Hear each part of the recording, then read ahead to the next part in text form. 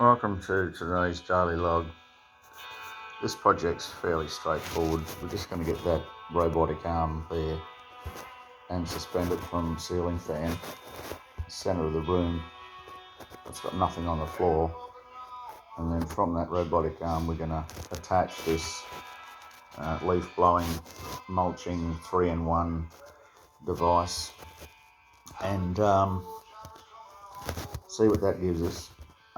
Then what we want probably is a ducted hose that goes through the ceiling, over the rafters, out the other side of the building, somehow through the eaves, probably over the wall, through the eave, and down into a container at this stage, but whatever. Yeah, we'll keep it simple.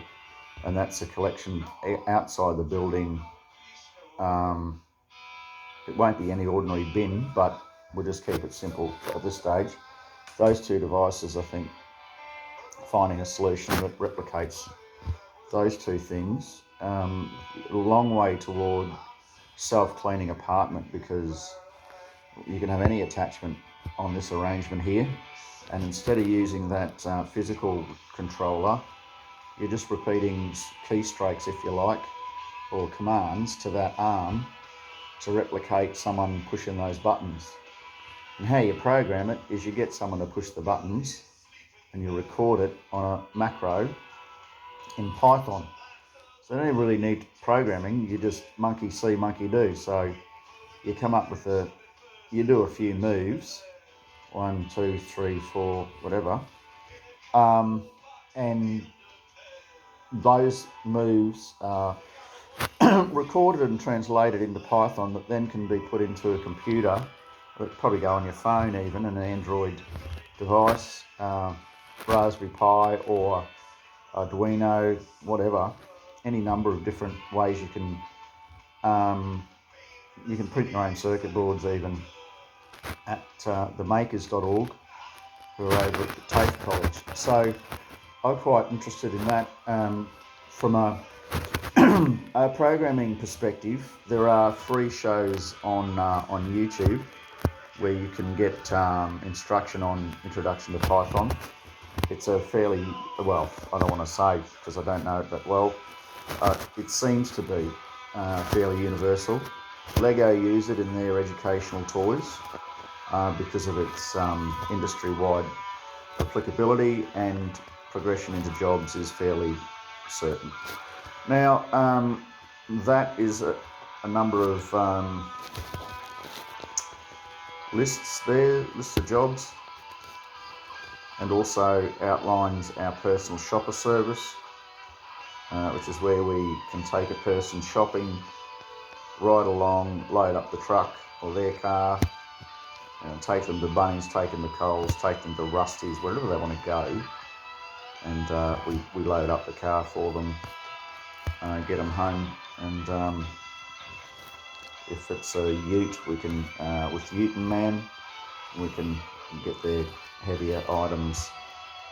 Bunnings will do it too, but you might want to go out shopping as an outing without the hassle of having to carry stuff and push big trolleys around. That's another design there for television.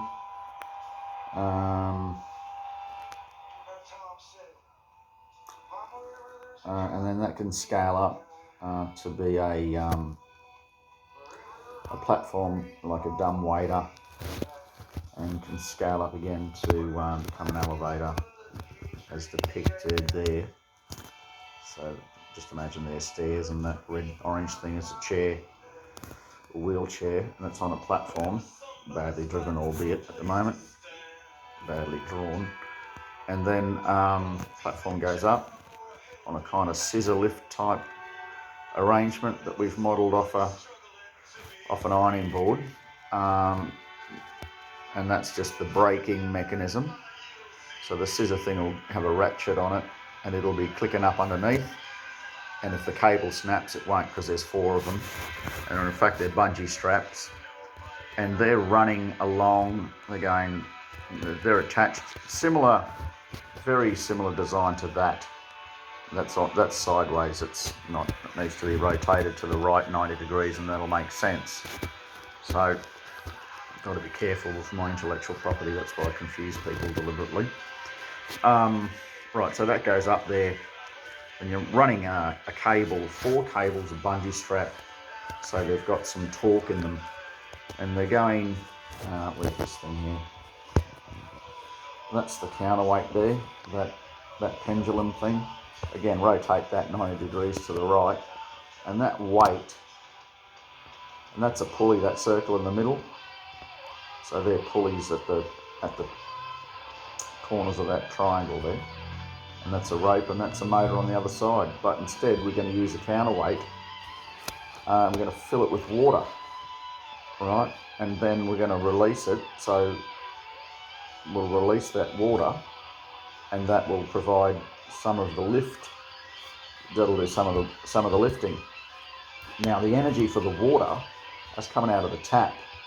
So we fill it, right? So we wind it all the way to the top, and then fill the counterweight with water, but it's locked off, so it's not sinking downward, right? So one side's on the floor, and the empty water tank is lifted up above it on this pulley mechanism, and the water tank is empty at this stage, and there's no weight in it. That's why the platform's on the ground.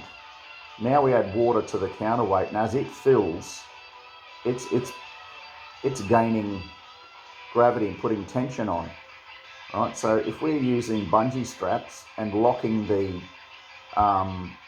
wheelchair platform on the floor, right, and there's 400 kilos on one side and there's 200 kilos on the other, then we've got a problem. We've got to slow down 200 kilos, which is a far better prospect than having to generate enough torque to lift 200 kilos. Right, so you only need this mechanism, and then you can get away with, a 400 watt motor where an 800 watt might have been required. I don't know what the wattage is. I've got motors. I've got an 18 volt cordless battery drill that I'm going to use, and I'm going to use this ply board, I think, and replicate that here for my Sony retracting television, right? So well, that's another project. I won't go into that now, but that'll be enough for Sunday.